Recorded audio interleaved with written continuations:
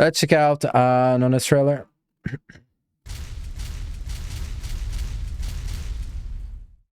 This episode is sponsored by The Real Cost.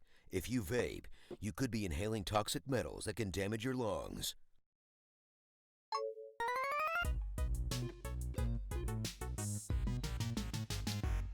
In a world full of underbaked games and constant delays, where your once beloved companies are all basically now run by the monopoly guy, experience a new title that somehow managed to outdo even our lowest expectations, which isn't all that surprising when you realize it came from EA.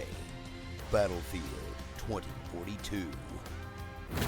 Experience the last dying breath of a franchise you used to love, as the newest installment of Battlefield somehow becomes an even bigger laughingstock than their thoroughly criticized previous entry. Then watch as once again EA goes for the Hall of Fame record of disappointment, as 2042 is riddled with bugs, severe server issues, extremely bland graphics, terrible matchmaking, and bullet physics so bad that you might as well just be playing a screensaver. Then it turns out all the terrible technical issues are just the tip of the iceberg, and their direction for the game is somehow even worse, as they decide to take out their single-player mode, remove the scoreboard, voice chat, and other legacy features, all of this accumulating to its right. Oh yeah, remove like in an online game like any way to communicate. It's a legacy fixture. Like I cannot wait for someone to fucking like do that for like in a fucking working space, you know, discussion, socializing. Like we're already there. Like Plays as one of the lowest rated games on Steam, in a title that embodies everything terrible about the industry in the modern era. You know, at this point, EA is just the Gwyneth Paltrow of video games, trying to sell you 200% bull at full price. Trust me, next year, they'll be selling candles that smell like Andrew Wilson's vagina.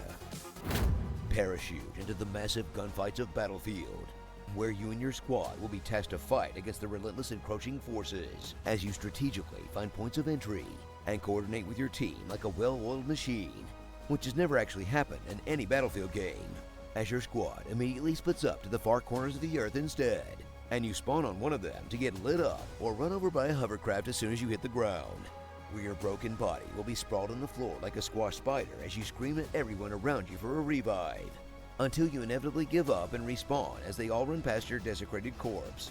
Then find yourself back in Battlefield Purgatory to choose between going to a place that you're going to lose, or into a vehicle that someone is immediately going to fly straight into the ground, in a gameplay loop that, despite all the changes, still remains the same.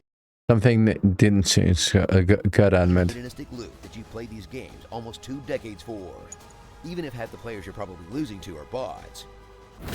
Discover the future of warfare as you're thrown into the year 2042, where Earth's ecosystem has turned apocalyptic and gravitational anomalies have knocked out all communication, putting the modern world into a new dark ages. And the only thing left to do is fight over a bunch of generic buildings, apparently. Then choose between the different specialists, each with different skills that may turn the tide of battle, but ultimately don't do much when you're eating a tank shell. All of which feels like they tried to take a page from other tactical shooters, then put them in a game where most of them don't really matter, because there's only one good strategy in Battlefield, and that's to throw as many bodies at the point until you win. And no go-go gadget crap is ever going to change that. Experience the different modes and maps of 2042, as they exponentially increase the battlefield sizes to accommodate 128 players.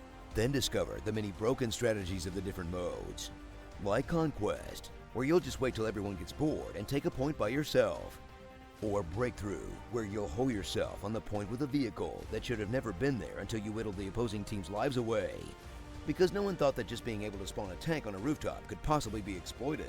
And Hazard Zone, where you and your team must retrieve items from random locations with no respawns, semi-battle royale style, that you'll play exactly once because you got tired of this style of shooter like a year ago, like everyone else, in an XL heaping size of Battlefield that doesn't try to do something new, but just stretches out the canvas, making the once thick crust of the original into a thin one with way too many toppings.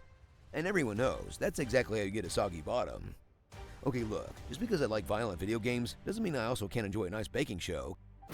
So hop in that gunner seat and get ready to explode in one of the worst showings for the Battlefield franchise to date that you'll keep shoveling into your mouth while you complain about it. because it's still a Battlefield game, and you hate yourself even more than you hate EA.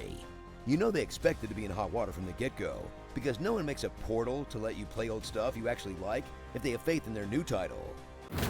Starring Squirrel Girl, Straight Up Blitz, Halo Infinite Reveal, I'm too old for this DJ Khaled, Man Scared, Google Maps Camera Guy, Peking Duck, Jessica Chastain as Anna, and a guy with diarrhea.